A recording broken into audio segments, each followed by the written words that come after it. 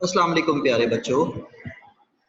आज हम exercise 2.8 start कर रहे हैं। इस एक्सरसाइज से पहले हमने 7 एक्सरसाइजेस डिस्कस की जो लॉज ऑफ एक्सपोनेंट्स और रेडिकल्स की प्रैक्टिस के लिए थी। मल्टीप्लिकेशन के लॉज थे, वो हमने तमाम के तमाम प्रैक्टिस कर ली हैं।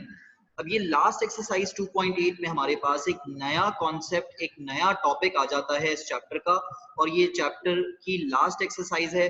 क्लास 9 और क्लास 10 के स्टूडेंट्स दोनों के सिलेबस में इंक्लूडेड है ये। तो बेसिकली इस चैप्टर में इस एक्सरसाइज में हम सर्ड्स के बारे में पढ़ते हैं। तो चलें समझते हैं पहले कि सर्ड्स होते क्या हैं। An expression which has at least one term involving a radical sign is called a surd.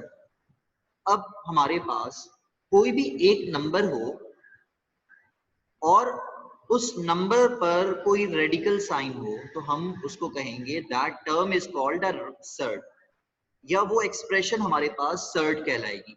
अब वो एक टर्म भी हो सकती है, उसके अंदर एक से ज्यादा टर्म्स, 2 टर्म्स भी हो सकती हैं, 3 टर्म्स भी हो सकती हैं।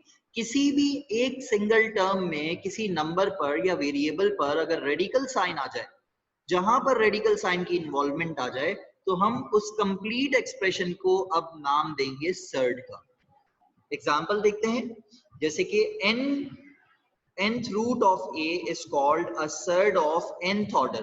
तो इसका मतलब क्या हुआ, जो भी हमारे पास यहाँ पावर होगी इस रूट की, वो हमारे पास उस सर्ड का ऑर्डर कहलाएगा। अब जब भी हम यहाँ पर बात करते हैं सर्ड की, अच्छा मैंने एग्जाम्पल की बात की थी, एग्जाम्पल भी आपको बता दूं। जैसे कि आपके पास अगर 2 लिखा हुआ है तो ये एक सर्ड नहीं है बल्कि एक कांस्टेंट है। जैसे ही मैं इसके ऊपर एक स्क्वायर रूट लिख दूंगा, so now it become a surd.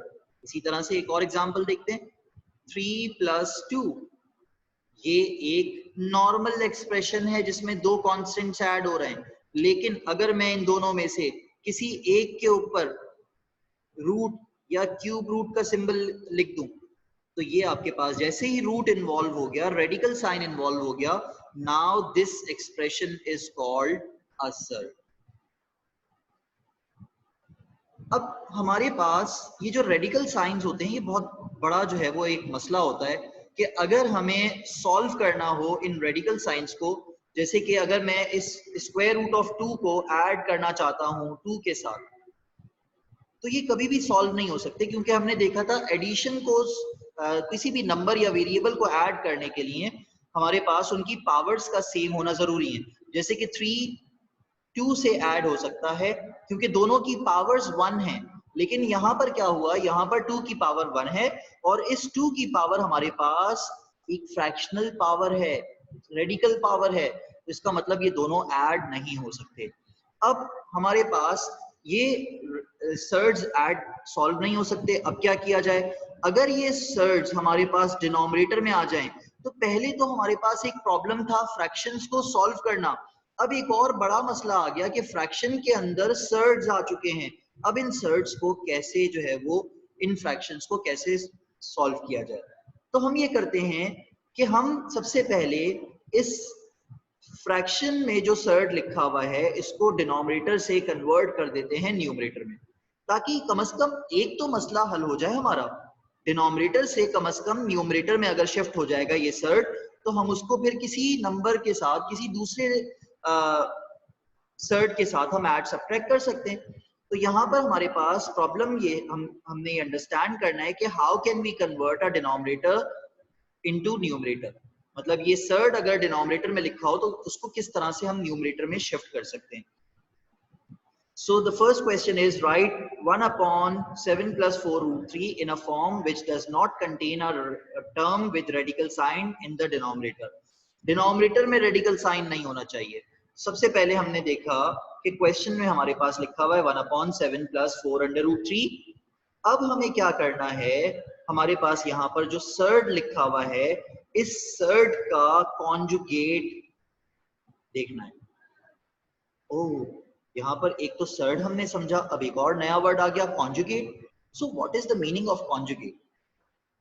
It has a very easy meaning. वो क्या है, कॉन्जुगेट क्या होता है, जो भी सर्ड होगा उसकी जो सेकंड टर्म होगी उस सेकंड टर्म का साइन चेंज कर देंगे तो आपके पास इस सर्ड का कॉन्जुगेट बन जाएगा। आपको क्या करना है, अगर मैं 7 + 4√3 का कॉन्जुगेट बताऊंगा आपको तो वो क्या हो जाएगा, फर्स्ट टर्म का साइन सेम, सेकंड टर्म का साइन चेंज हो जाएगा, तो 7 - 4√3 इज द कॉन्जुगेट ऑफ 7 + 4√3।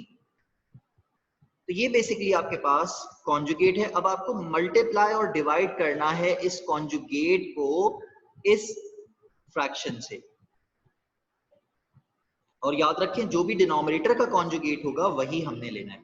तो 1/7 + 4√3 multiply by 7 - 4√3 divided by 7 - 4√3, multiply divide कर दिया कॉन्जुगेट को। अब जब ये 7 1 से मल्टीप्लाई होगा तो 7 1 = 7, और -4√3 जब 1 से मल्टीप्लाई होगा तो -4√3। सो इन द न्यूमरेटर 7 - 4√3 हमारे पास आ जाएगा। नीचे हमें ये नजर आ रहा है कि 7 + 4√3 इस फ्रैक्शन में लिखा हुआ है और 7 - 4√3 इस फ्रैक्शन में लिखा हुआ है। तो हमें यहाँ पर ये नजर आ रहा है कि एक फॉर्मूला अप्लाई हो सकता है, and that formula is a + b। जब हमारे पास a + b मल्टीप्लाई होगा a - b से, तो हम उस इन दोनों ब्रैकेट्स के मल्टीप्लिकेशन का एक सिंगल आंसर लिख सकते हैं, that will be value of a का square minus value of b का स्क्वायर।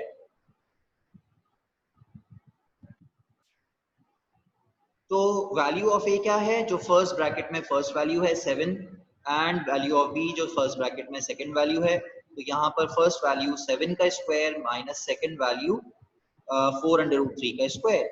अब इसको सॉल्व करना है, तो न्यूमरेटर तो सॉल्व हो चुका है, डिनोमिनेटर को सॉल्व करना है हमें। तो 7 square will be 49 and 4 square will be 16, and square root of 3 का आंसर हमारे पास 3 आ जाएगा, क्योंकि रूट और स्क्वायर कैंसिल हो जाएंगे। न्यूमरेटर ऑलरेडी सॉल्व्ड है, डिनोमिनेटर को सॉल्व करना है according to BODMAS। Bracket solve करेंगे पहले, 16 × 3 is 48, 49 - 48 is 1, so 7 - 4√3 is left. Now you can see that we have converted this surd which is written in the denominator, we have converted that surd in, and that surd is now in the numerator. तो ये आपके पास method है। जब भी आपको question इस तरह का सॉल्व करने के लिए आए, सो इट्स बेटर कि आप फ्रैक्शनल सर्ट को आप न्यूमरेटर में कन्वर्ट कर दें, जो भी डिनोमिनेटर में लिखा हो उसको न्यूमरेटर में शिफ्ट कर दें। आई होप बच्चों आपको ये मेथड समझ में आ गया होगा। हम अब नेक्स्ट वीडियो में इसी मेथड को फर्दर अप्लाई करेंगे और कुछ क्वेश्चंस उससे रिलेटेड सॉल्व करेंगे। अगर आपको ये वीडियो समझ में आई है तो इस वीडियो को जरूर लाइक कीजिएगा, यूट्यूब चैनल सब्सक्राइब करना ना भूलिएगा, और फेसबुक पेज को तो फॉलो जरूर कर लीजिएगा। थैंक यू सो मच बच्चों, अल्लाह हाफिज।